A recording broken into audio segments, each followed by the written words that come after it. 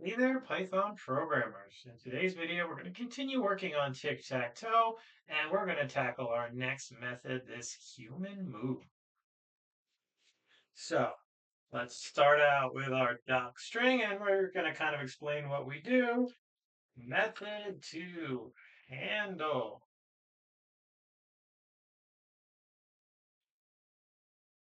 human input and save board. So this really is one of the only two methods that are going to be taking input from our user, the one above being the other one. Now, what we're going to want to do first is print our instructions that we are importing. Again, we'll check those out real quickly. In our logo file, we have this thing called instructions, and it's really just the tic-tac-toe board, but with numbers, because again, we're going to correspond those numbers to where our player plays. And remember, these backspaces are actually to put an underline in. So starting here, we're going to underline this row, and then this /003 ends the underline. Again, all that's going to do is make this kind of look like a tic-tac-toe board.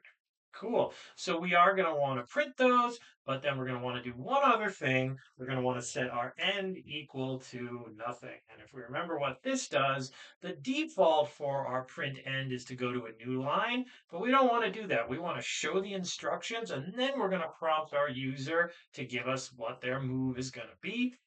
So again, we need to say, hey, don't create a new line. The next thing you print, we'll print it on the same line as this.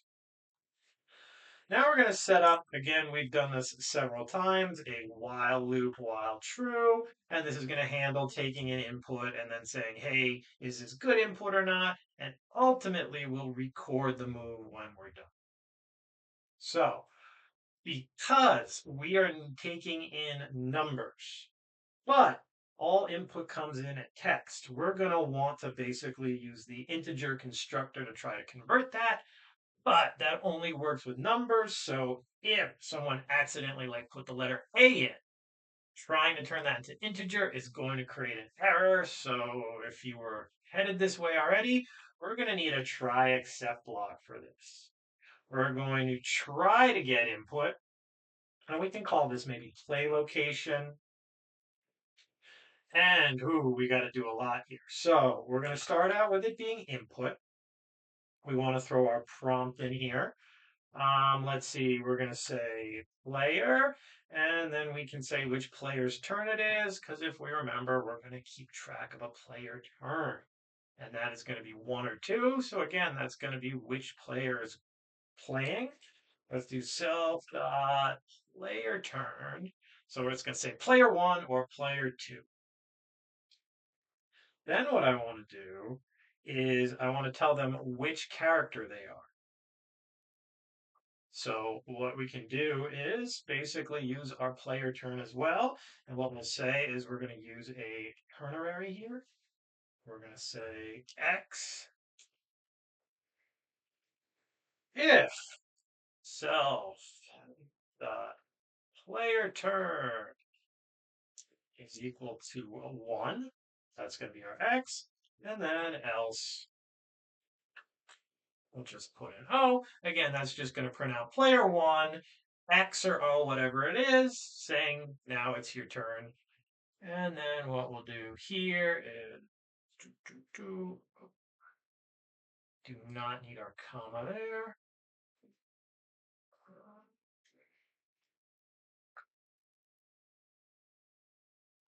We're going to tell our player to enter a number.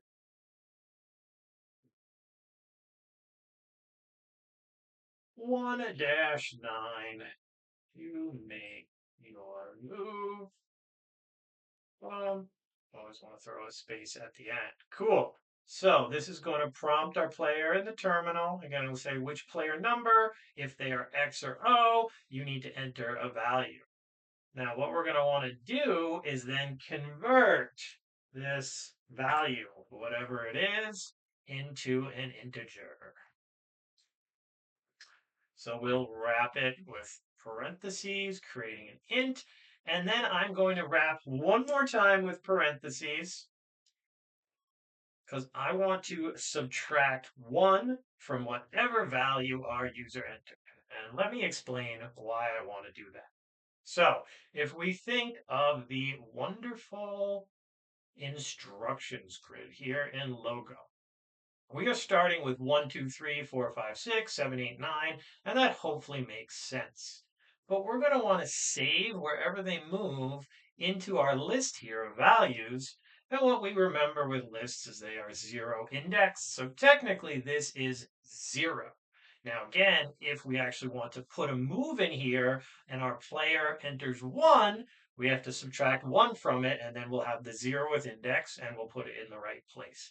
So kind of just a little trick, to move our indexes basically back 1. Because again, most people who aren't programmers, they want to start at 1. It's just natural. Cool. So that is going to be our try block. Now, let's talk about our different except blocks we're going to need to handle.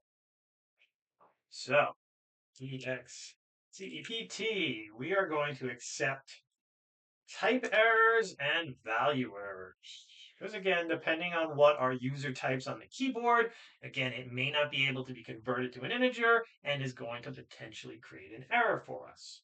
What we'll want to do here is give that user a little feedback. So, F strings are a thing. You entered, and we can even tell them what they entered wrong. The play location, again, it's going to say what value they entered wrong. And then we say please enter a number 1-9. And then what we'll do is we'll continue. Because at this point, if we've got into this accept, we know, hey, they didn't enter a right value. We want to start from our while loop all over again. So let's do that. Now we also want to accept value errors. Honestly, we can have the same kind of input here.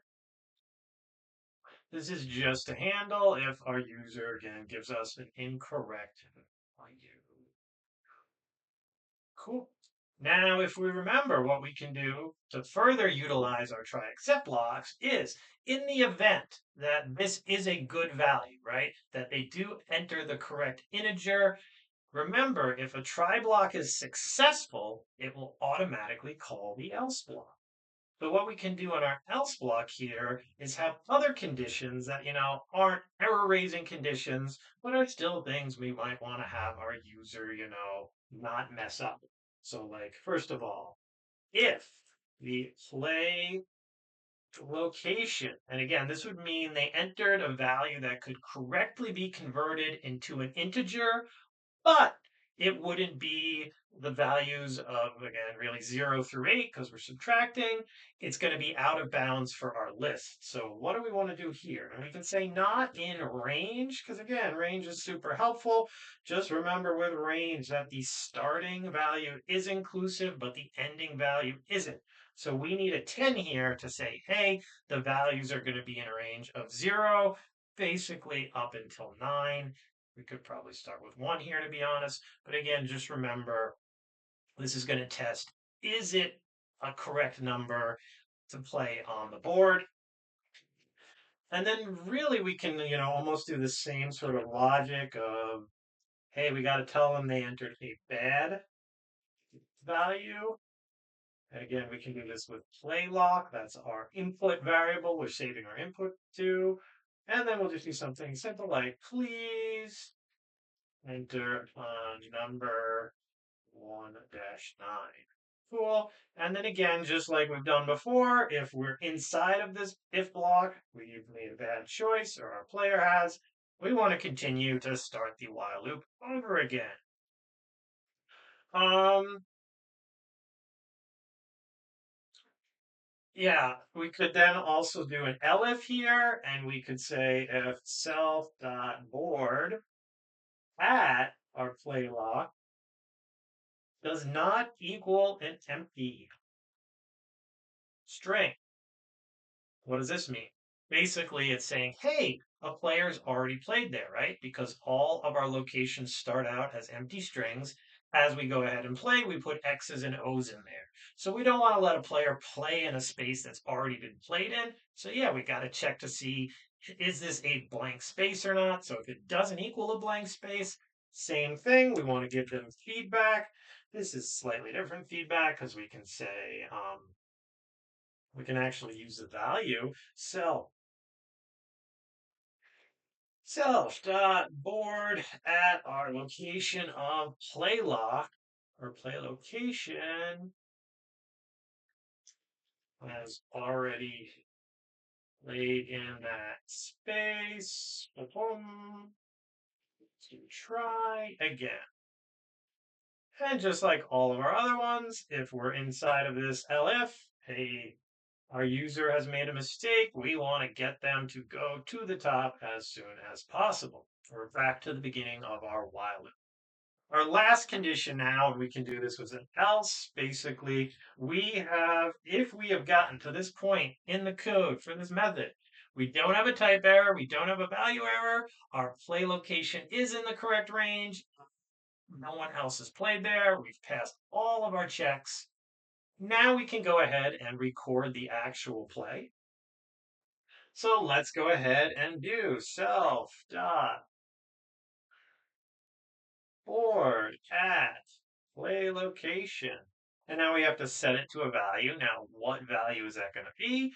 We can go ahead and take our logic from here, right? Our ternary inline syntax that we used up there. Why not just set it right here? So if it's player one's turn, we're going to set the value at our play location to be X. If it's not player's one turn, the only other thing it's going to be is player two's, so we'd set it to O instead.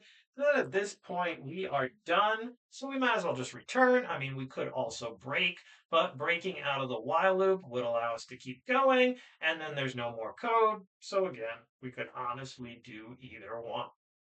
Cool. So now at this point, we can handle a human player move.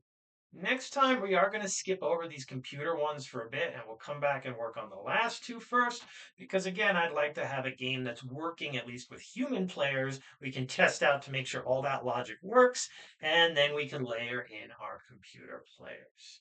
Hope you enjoyed this video. Please like and subscribe, and I will see you again soon for the next video in our Tic-Tac-Toe series.